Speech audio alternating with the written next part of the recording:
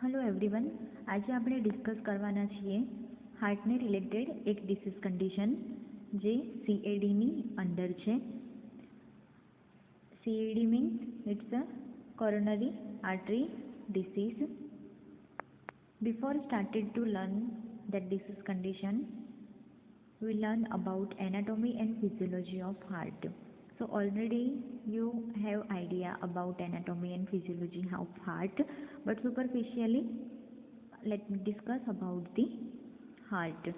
So as we know, there are mainly four chambers of heart.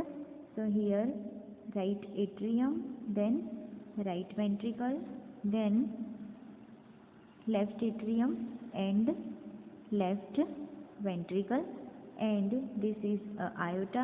This is the pulmonary artery. Blue color ની જે છે this is the superior vena cava. These two are pulmonary vein. This side also pulmonary vein. So mainly four pulmonary vein is there. This is the tricuspid wall. Right atrium અને right ventricle ની વચ્ચે જે wall આવેલો છે એ વાલ્વને આપણે કહીશું tricuspid valve અથવા તો રાઇટ એટ્રિયોવેન્ટ્રિક્યુલર વાલ્વ બી કહેવામાં આવે, અને લેફ્ટ એટ્રિયમ અને લેફ્ટ વેન્ટ્રિકલની વચ્ચે આવેલો છે મિટ્રલ વાલ્વ, એને લેફ્ટ એટ્રિયોવેન્ટ્રિક્યુલર વાલ્વ બી આપણે કહીશું. This is the inferior vena cava, descending aorta, intraventricular septum. તો આટલા છે હાર્ટના પાર્ટ.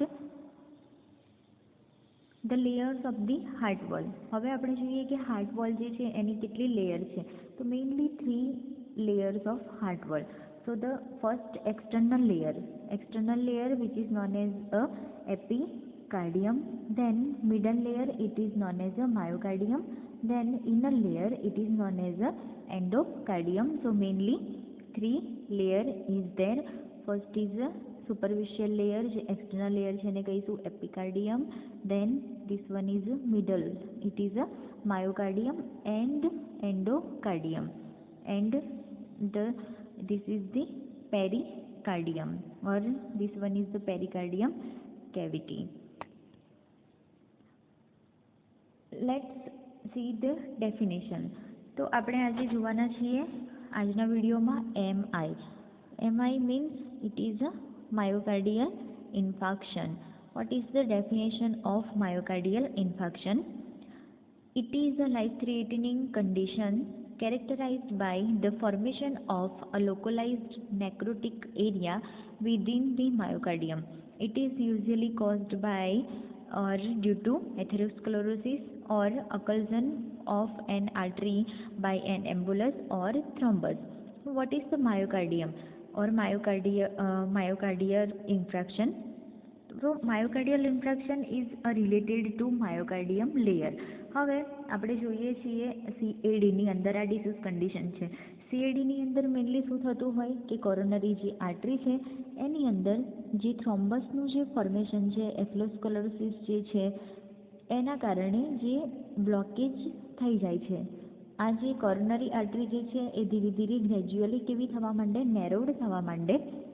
તો એના કારણે શું થશે કે જે બ્લડનો જે સપ્લાય જે છે એ ધીરે ધીરે કેવો થઈ જશે, ઓછો થઈ જશે. એટલે બ્લડની જોડે ઓક્સિજનનો બી સપ્લાય થતો હોય, તો અહીંયા ઓક્સિજન બી, બ્લડ અગર ઓછું જશે તો ઓક્સિજનનો સપ્લાય બી ઓછો થઈ જશે.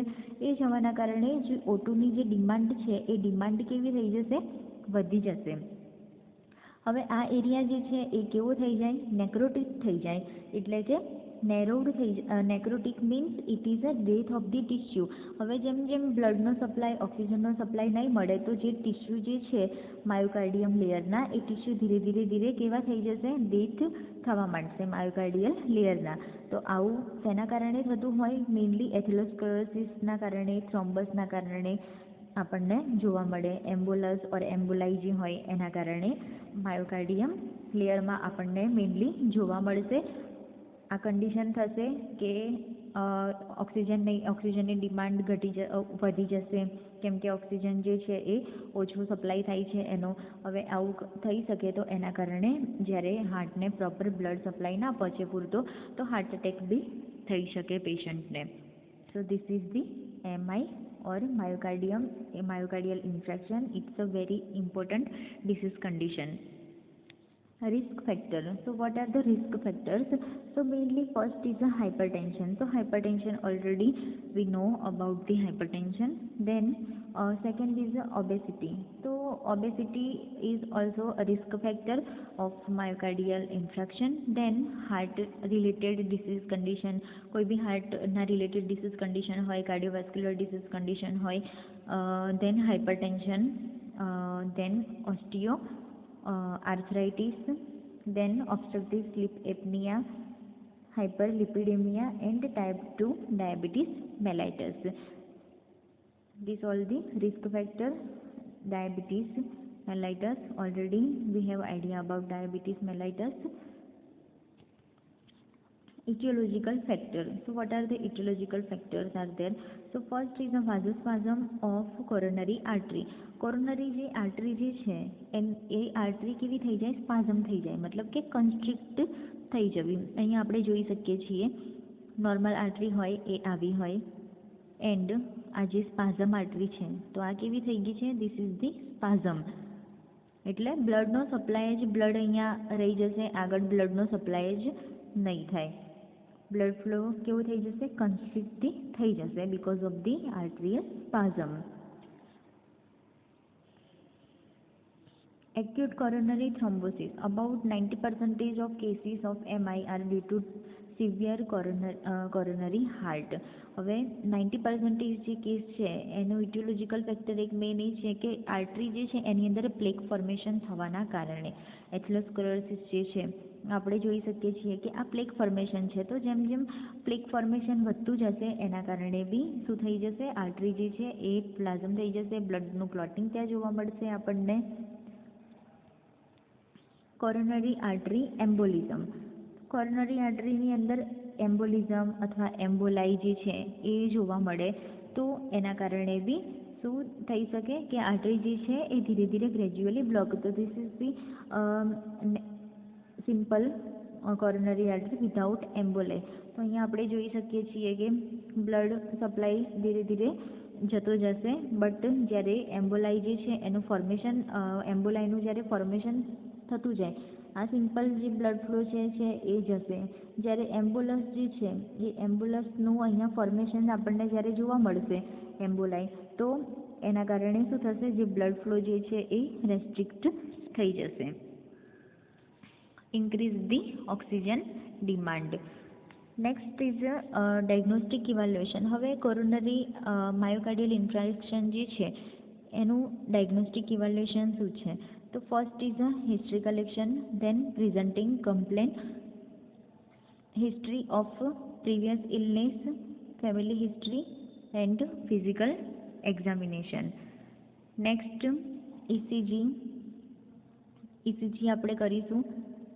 દેન ટી વેવ ઇન્વર્ઝન ચેક કરીશું. એસટી સેગમેન્ટ એલિવેશન આપણને જોવા મળશે, તો આ બધું આપણે ઇસીજીની અંદર જોઈશું. Abnormal U wave. Q wave is full thickness of myocardium is involve and T wave inversion occur at the time of acute infarct. આટલી વસ્તુ આપણે ઇસીજીની અંદર જોઈશું. દેન અધર બીજા કયા કયા ટેસ્ટ કરીશું આપણે? તો એમઆરઆઈ કરવામાં આવશે. Then PET, positron emission tomography, coronary angiography and echocardiography. તો મેઇનલી આ કોરોનરી એન્જિયોગ્રાફી જે છે એ કરવામાં આવે. સીએબીજી એ શેના માટે કરવામાં આવે? કે કોરોનરી જે આર્ટરી જે છે એ આર્ટરીની અંદર જે બ્લોક છે તો એક એક્સરે થ્રુ જ આ કરવામાં આવે એન્જિયોગ્રાફી, કે જેના થ્રુ આપણે આઈડેન્ટિફાઈડ કરી શકીએ કે કેટલા અમાઉન્ટમાં બ્લોક છે, કેટલા પર્સન્ટેજ બ્લોક છે. So this is the diagnostic evaluation of MI. Clinical મેનિફેસ્ટેશનની અંદર આપણને સિમ્ટમ્સની અંદર આપણને જોવા મળશે કે ચેસ્ટ પેઇન પેશન્ટને થશે. દેન જ્યુગ્યુલર વિનસ ડિસ્ટેન્શન આપણને જોવા મળશે. શોલ્ડર એન્ડ આર્મની અંદર પેઇન જોવા મળશે. મેઇનલી લેફ્ટ આર્મની અંદર પેઇન જોવા મળશે એમઆઈ વાળા પેશન્ટમાં.